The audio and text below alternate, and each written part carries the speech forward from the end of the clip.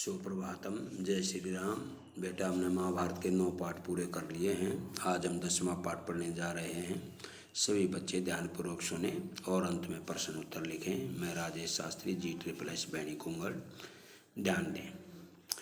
भीमसेन का शरीर बल और अर्जुन की युद्ध कुशलता देखकर दुर्योधन की जलन दिन पर दिन बढ़ती ही गई। वह ऐसे उपाय सोचने लगा कि जिससे पांडवों का नाश हो सके। इस कुमंत्रणा में उसका मामा शकुनी और कर्ण सलाहकार बने हुए थे। बूढ़े धृतराष्ट्र बुद्धिमान थे। अपने भतीजों से उनको स्नेह भी काफ़ी था, परंतु अपने पुत्रों से उनका मोह भी अधिक था। दृढ़ निश्चय की उसमें कमी थी, पर वह किसी बात पर वह स्थिर नहीं रह सकते थे। अपने बेटे पर अंकुश रखने की शक्ति उनमें नहीं थी। इस कारण यह जानते हुए कि दुर्योधन कुराहा पर चल रहा है, उन्होंने उसका ही साथ दिया। कुराहा बुरी राह, बुरे रास्ते पर। इधर पांडवों की लोकप्रियता दिनों दिन बढ़ती जा रही थी। चौराहों और सभा समाजों में लोग कहते कि राजगद्दी पर बैठने के योग्य तो युधिष्ठिर ही है। वे कहते थे धृतराष्ट्र तो जन्म से अंधे थे, इस कारण उनके छोटे भाई पांडु ही सिंहासन पर बैठे थे। उनकी अकाल मृत्यु हो जाने और पांडवों के बालक होने के कारण कुछ समय के लिए धृतराष्ट्र ने राजकाज संभाला था। अब युधिष्ठिर बड़े हो गए हैं, तो फिर आगे धृतराष्ट्र को राज्य अपने ही अधीन रखने का क्या अधिकार। पितामह भीष्म का तो कर्तव्य है कि वह धृतराष्ट्र से राज्य का भार युधिष्ठिर को दिला दे। युधिष्ठिर सारी प्रजा के साथ न्यायपूर्वक व्यवहार कर सकेंगे।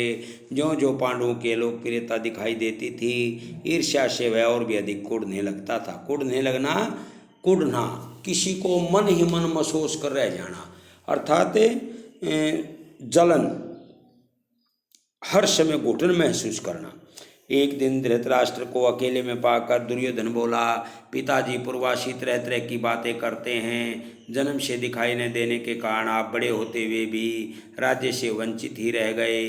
राज सत्ता आपके छोटे भाई के हाथ में चली गई।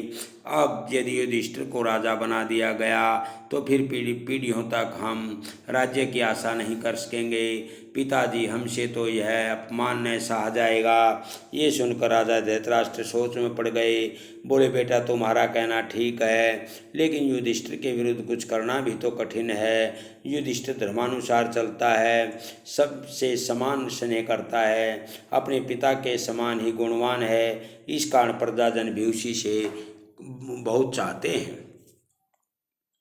यह सुनकर दुर्योधन बोला, पिताजी आपको और कुछ नहीं करना, सिर्फ पांडवों को किसी न किसी बहाने वारणावत के मेले में भेज दीजिए। मैं आपको विश्वास दिलाता हूँ, इतनी सी बात से हमारा कुछ भी बिगाड़ नहीं होगा। इस बीच अपने पिता पर और अधिक दबाव डालने के इरादे से दुर्योधन ने कुछ कूटनीतिज्ञों को अपने पक्ष में मिला लिया। वे बारी बारी से धृतराष्ट्र के पास जाकर पांडवों के विरुद्ध उन्हें उकसाने लगे।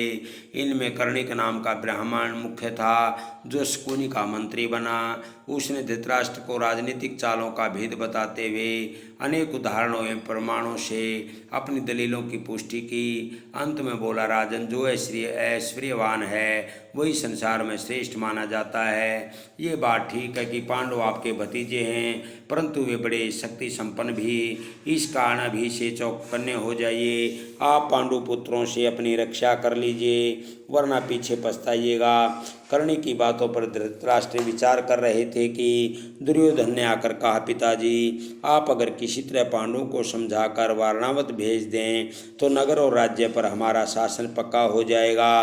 फिर पांडव वहीं बड़ी खुशी से लौट सकते हैं और हमें उनसे कोई खतरा नहीं रहेगा।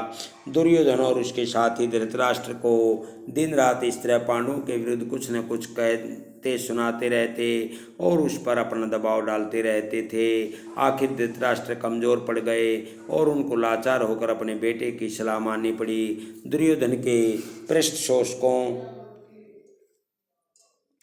वारणावत की सुंदरता और खूबियों के बारे में पांडवों को बहुत ललचाया। कहा कि वारणावत में एक भारी मेला होने वाला है जिसकी शोभा देखते ही बनेगी। उसकी बातें सुन सुनकर खुद पांडवों को भी वारणावत जाने की उत्सुकता हुई। यहाँ तक कि उन्होंने स्वयं आकर धृतराष्ट्र से वहाँ जाने की अनुमति मांगी। धृतराष्ट्र की अनुमति पाकर पांडव बड़े खुश हुए और भीष्म आदि से विदा लेकर माता कुंती के साथ वारणावत के लिए रवाना हो गए।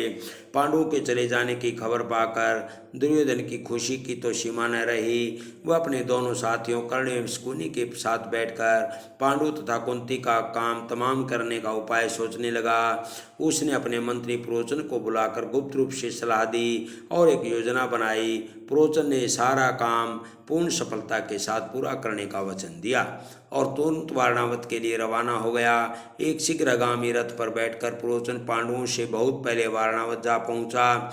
वहां जाकर उसने पांडवों के ठहरने के लिए सन, घी, मोम, तेल, लाख, चर्बी आदि जल्दी आग पकड़ने वाली चीज़ों को मिट्टी में मिलाकर एक सुंदर भवन बनवाया। इस बीच अगर पांडव वहां जल्दी पहुंच गए तो कुछ समय उनके ठहरने के लिए एक और जगह का प्रबंध प्रोचन ने कर रखा था। दुर्योधन की योजना यह थी कि कुछ दिनों तक पांडवों को लाख के भवन में आराम से रहने दिया जाए और जब ये पूर्ण रूप से निशंक हो जाएं तब रात में भवन में आग लगा दी जाए जिसमें पांडव तो जलकर भस्म हो जाएं और कौरवों पर भी कोई दोष नहीं लगा सके। तो आज हमारा ये पाठ संपूर्ण हुआ। आपने इसके प्रश्न उत्तर करके लाने हैं। सो धन्यवाद।